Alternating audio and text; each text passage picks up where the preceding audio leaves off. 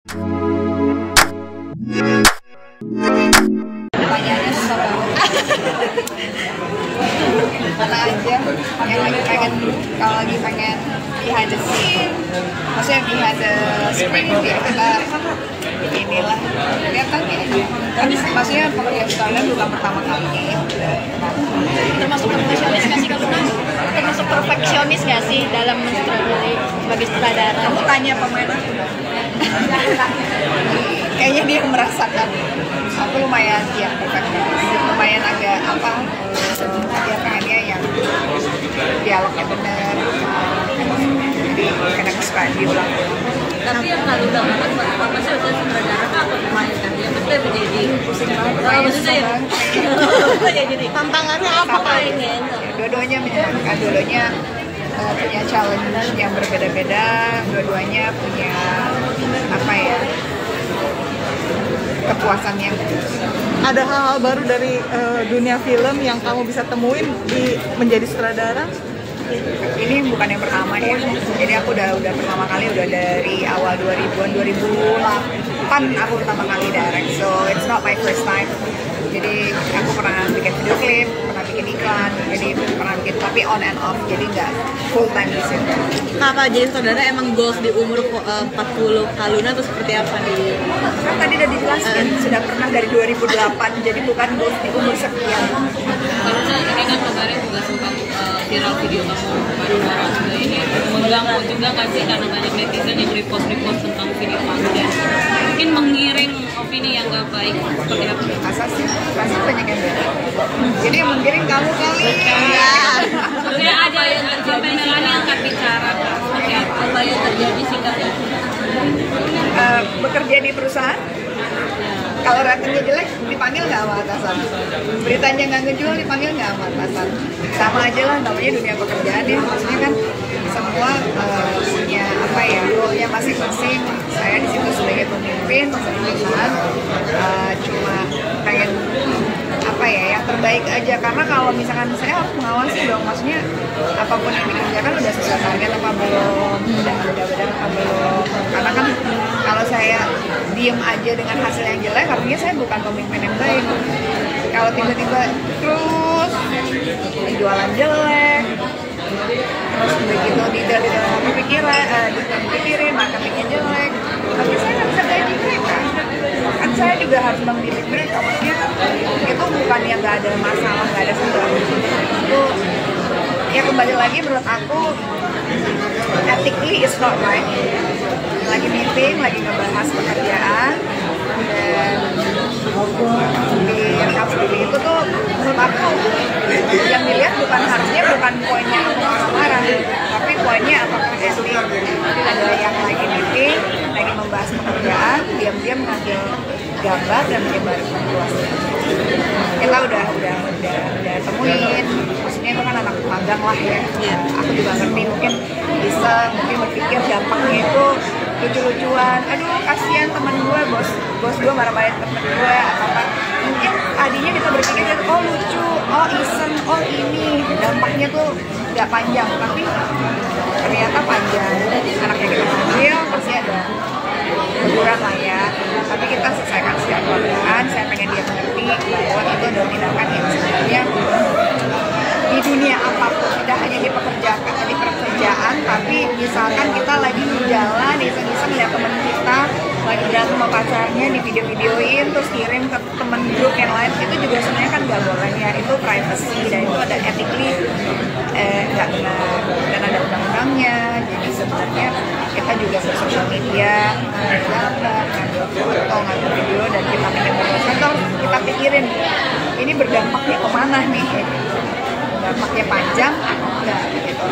Kalau aku sih kayaknya ya kita edukasi aja lah ya, bahwa ya gitu ya, ini kan masalah kelangsungan hidup perusahaan, dan kalau saya sebagai pimpinan merasa kurang puas dengan kinerja dengan apa yang ingin campaign kan kalau pembahasannya tentang marketing ya, kan kita lagi bikin campaign baru dan itu bukan campaign yang sekali di present Dan terus saya nggak setuju itu udah berkali-kali gitu, karena saya kan pengennya yang terbaik supaya produk yang kita jual itu benar-benar target audiensnya kena, market apa namanya, ke konsumen juga kena gitu. Jadi harus dipikirin gitu. Jadi tiba-tiba ada gitu kayak ini kok jadi arahnya ke situ sih. Jadi lebih rumit mengurus ini dong ya, sebagai bisnis woman daripada kalau sutradara mengatur teman-teman sendiri supaya sama aja berakting. dua-duanya rumit. Hidup aja udah rumit. Kalau biasanya habis kayak gitu ini nggak sih ada minta maaf atau mungkin terakhir orangnya gimana gitu, terakhir orangnya gimana? Harusnya mereka minta maaf. Harusnya Iya, tiba-tiba dia bilang apa aku udah Iya, maksudnya orangnya gimana kak? Nangis atau ya ini aja, maksudnya karena nggak ngerti, nggak paham, jadi ya udah kita panggil di HR juga, dikasih peringatan, terus kita maaf karena nggak paham. Sebenarnya lebih banyak kejadian-kejadian kayak gini karena nggak paham kali ya, gitu aja sih. Dikasih I don't think it's a big deal. Aku nggak, makanya aku biasa aja, aku santai aja. Berarti cuma peringatan ya kak, bukan penghentian pekerjaan gitu loh Iya, peringatan kan ada aturannya. Tapi kan sebagai seorang bos biasanya habis maksudnya mendisiplinkan karyawan ada reward nggak sih, kayak traktir makan atau beliin cemilan? Ada dong. Kita mah kalau kerjanya bagus kita ada Reward. ini hero of the month. Oh. Ada hero of the month kan. Nanti hero of the month nanti akhir tahun, wah surprise lah pokoknya. Berarti kalau Luna biasanya merewardkan untuk karyawan Harus dong, kan kita juga kayak suka tiap ada yang ulang tahun kita mukbang bareng-bareng. Terus ada yang misalkan ada big achievement, kita beli makan bareng-bareng. Lagi meeting aja kita kasih makan. Anak pasnya itu bukan sesuatu yang dibanggakan ya, tapi it's just a company culture yang bukannya dibangun supaya mereka juga tahu kalau benar kerjaannya they get rewards. Tapi kalau misalkan salah, ya sedikit kena gebrakan meja. Hai, halo. Kalau berarti Kemarin itu ada liburan lah, gimana tuh Pak? Yang bareng Maxine di kapal Singapura kan, makin romantis. Dari sini ke sana, dari sana ke sini. kebaikan kamu juga masih dibicarakan sampai sekarang. Asik. Gimana sih? Ini manusia itu pasti ada kebaikan dan keburukan. Saya nggak percaya manusia itu 100% jahat, 100% buruk. Saya nggak percaya. Saya cuma yakin kenapa dia menjadi, misalkan kenapa dia menjadi tidak baik, kenapa dia melakukan sesuatu ini, pasti ada sebabnya, pasti ada alasannya. Dan itu sesuatu yang sangat manusiawi ya. Dan aku pikir ya kita nggak harus berfokus pada selalu kebaikannya aja atau selalu berfokus pada keburukannya aja. Ya kita kadang-kadang pasti bikin salah, oh ya udah kita maafin.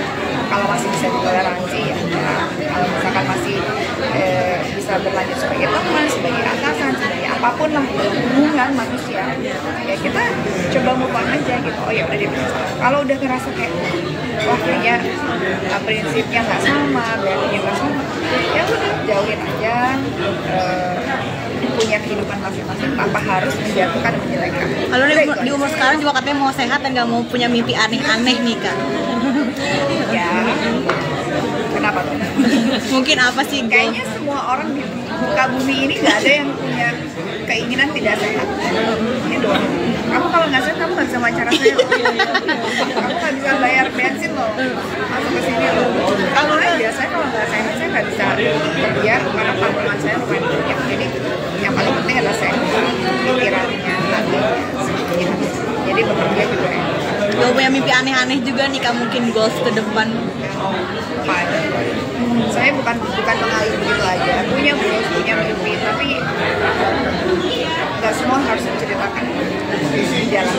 Lalu efek kemarin apakah ada apa ya kebijakan di perusahaan untuk mungkin masyarakat mengambil itu?